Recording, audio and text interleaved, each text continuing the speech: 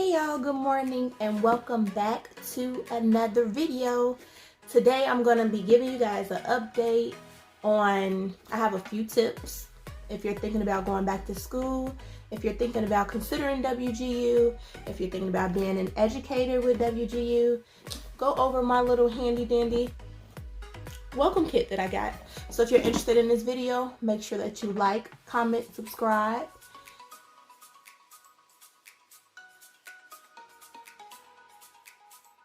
So, if you're considering WGU, this is something that just little information that's good to know before you go ahead and enroll.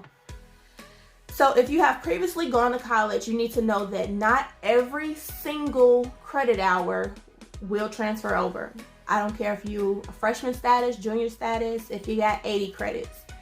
Because that was the thing that I thought at first, like, okay, I got 58 credits, I'm gonna just transfer them all over. It doesn't quite work like that, but I will say what happens is they do an evaluation, and whatever lines up with your degree program, it comes over, and whatever doesn't, you just kind of learn some information for. No, I don't want to say for nothing. It'll help you. So for example, I took Psych 1 and 2, and I thought that my psychology courses would transfer over to fulfill my psychology for WGU, but this is a totally different type of psychology. This is psychology for educators versus just a regular psychology class, which is totally different. So don't get upset about it. Just already be prepared to know that every single credit hour, possibly 9 times out of 10, is not going to transfer to your degree program. The next thing is cost and deadlines. So specifically, if you're in the education program, you want to make sure that you set realistic goals. You want to make sure that you also know that there are things that you're going to have to pay for out of pocket that's not covered by tuition. For example, you have basic skills exams, you have background checks. So you have exams and fingerprints background checks that you have to pay for. And every state is different, so I'm not going to go through a list and tell you that mine costs XYZ because, again, I'm in the state of Texas. Number 3, a third attempt at a OA will cost you. So a OA at WGU is basically just saying think of it as your test or your final exam. So you can equivalent it to being your final exam to test out of the course. At that point, you will have to contact your course instructor, and then you also have to contact your program mentor. Remember, I told you that's your go-to person. You'll see people say PM, you'll see OA, you'll see all that stuff if you just so happen to be on the Facebook group. That's what you'll see. So you will have to, at the end of the day, pay, from what I know, is $50. So you'll have to pay the $50 to take the test for a third time. And for whatever reason, unfortunately, if you don't pass it after the 4th attempt, you may be dismissed from your program with the option to switch or withdraw. Take it up with them. Number 4, CU versus credit hours. So competency units and credit hours, kind of look at them as being equal, as the same, like number wise.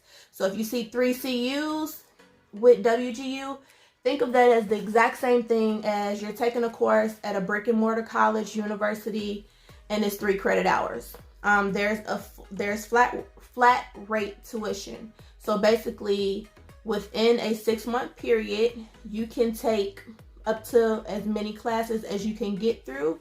So for example, right now I'm registered for 4, so I'm registered for 13 credit hours, 13 competency units, and you can go ahead and get, you can get done faster, so you have the opportunity to accelerate. Number 5, support. If you're anything like me, you're very independent and you like to work alone, and that's part of the reason you picked an online class.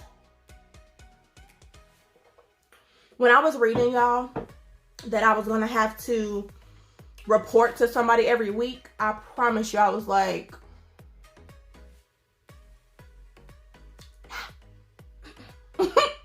I was not feeling it. I'm not gonna lie, like I was not feeling it. Like I have to check in. Am I on probation? Like I have to check in with somebody every week. Okay. So, but your program mentor is there to help you, assist you, and guide you.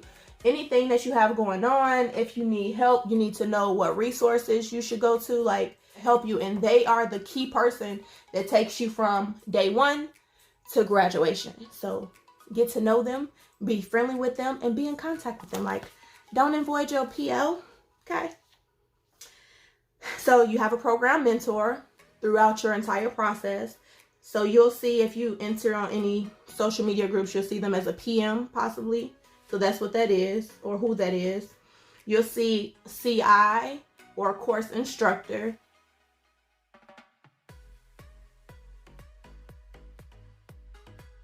Already today is my first day of my course. I haven't looked at my course material just yet. I just got off the phone with my program mentor, but a week ago, I've already contacted a course instructor who has already given me tools and tips on what I need to do in order to pass this class in 2 weeks versus the 6 weeks. So you have support. Any resource that you need from, there's a writing lab. You can talk to somebody, chat with somebody. There's 24-hour support. So something to think about. You don't have to feel like you're alone. You need, number 6 is you have to have an external webcam. So I know we have these nice fancy computers and some of them come with these really nice high-tech cameras, but it's not enough. That's not it. It doesn't qualify. You have to get your camera, and they range between $35 and $79. So prepare for that. You'll need about $35-$40 to get your webcam before you start outside of your computer. And it's very specific. So the next one is use your financial aid wisely. That's my last tip. If you qualify for financial aid, you want to make sure you use your financial aid wisely, especially if this is not your first rodeo with going to school.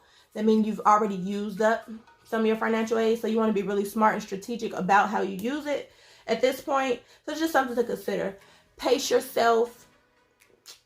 Trust your gut, and I believe that it's a great program. It's already great, and I haven't even gotten into my course yet, y'all. So I just want to encourage you, inspire you. If you're thinking about considering WGU, I'm going to try to put a link in the description box so that you can at least apply, if nothing else. Like sometimes we just beat ourselves up and we just think like, but I'm too old. I've been out of school for 20 years. Like we make all these excuses. Stop making excuses and make a way, make a plan, and get it done. You can get it done. I promise you. We all busy. We all have lives.